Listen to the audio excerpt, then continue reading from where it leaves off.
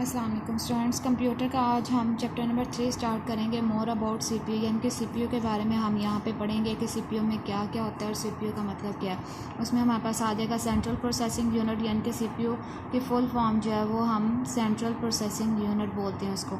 उसमें arithmetic logic unit आ जाएगा, control unit आ जाएगा, प्रोग्राम एग्जीक्यूशन आ जाएगा, डाटा स्टोरेज डिवाइसेस आ जाएंगी और फिर उसके बाद हमारे पास सेल्फ टेस्ट है, यानी कि उसका हम टेस्ट ले लेंगे कि किस तरह से हम इन्हें चैप्टर को कंप्लीट किया, उसके क्वेश्चन आंसर हमें पता है या नहीं पता। ठीक है, तो ये पॉइंट्स हम इस चैप्टर में क्लियर करेंगे।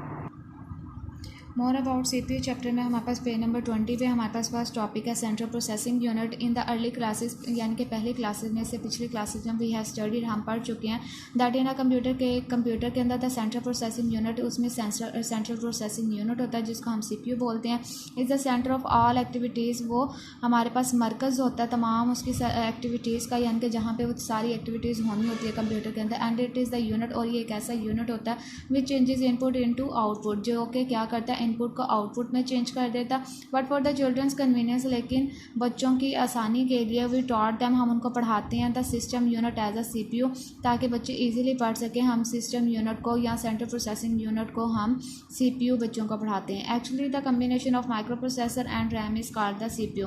दरअसल हमारे पास माइक्रो प्रोसेसर और रैम का जो कंबाइन इफेक्ट होता है, यानी कि दोनों को मिला के जो हम बोलते हैं उसको हम सिंपली क्या बोलते हैं, सीपीयू या सेंट्रल प्रोसेसिंग यूनिट बोलते हैं, which is itself resided inside the system unit, जो कि बेसिकली कहाँ पे होता है, सिस्टम यूनिट के अंदर होता है। अब यहाँ पे उन्होंने सिस्टम यूनिट हमें दिखाया हुआ है और उसके अंदर माइक्रो प्रोसेसर जो है वो कुछ इस तरह से एक चिप सी होती है और वो ये है माइक्रो प्रोसेसर, ये उन्होंने दिखाई है। उसके बाद ये माइक्रो प्रोसेसर के अंदर क्या क्या होता है, माइक्रो प्रोसेसर ये central processing unit as a whole है, यानी कि सेंट्रल प्रोसेसिंग यूनिट ये कंप्लीट दिखाया हुआ है। उसके अंदर क्या क्या होता है, ALU मतलब एरिथमेटिक लॉजिक यूनिट होता है, उसके बाद CU मतलब कंट्रोल यूनिट होता है, और उसके बाद इन दोनों को मिला के हमारे पास ये उसके साथ एक रैम भी होती है, और वो ये हमारे पास एरिथमेटिक लॉजिक यूनिट और कंट्रोल यूनिट को हम माइक्रो प्रोसेसर बोलते हैं। और ये कंप्लीट जब हमारे पास सेंट्रल प्रोसेसिंग यूनिट यानी कि CPU दिखाया हुआ है।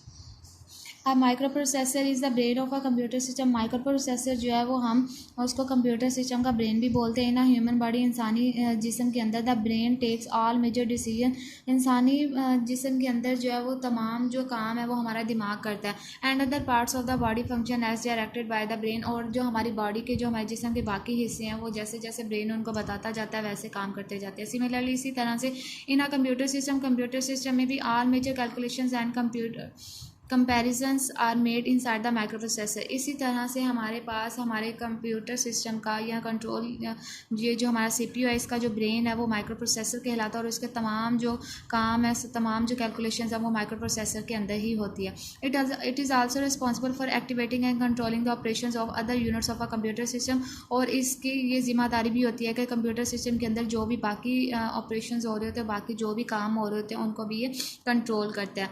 आगे हमारे पास है parts of a micro processor. Micro processor के पार्ट्स कौन कौन से हैं, the micro processor consist of 2 parts. Micro processor जो वो 2 पार्ट्स पर मुश्तमिल होता है, and each part performs a specific function, और हर जो पार्ट है वो अपना अपना एक खास काम जो वो कर रहा होता है। फर्स्ट है हमारे पास arithmetic logic unit. Arithmetic logic unit में हमारे पास क्या आ जाता है कि उसमें मुख्तलिफ जो हम कैलकुलेशंस करते हैं, जैसे मैथ्स में हम प्लस माइनस मल्टीप्लिकेशन डिवीजन करते हैं, वो सारा हमारे पास अरिथमेटिक लॉजिक यूनिट में काम होता है।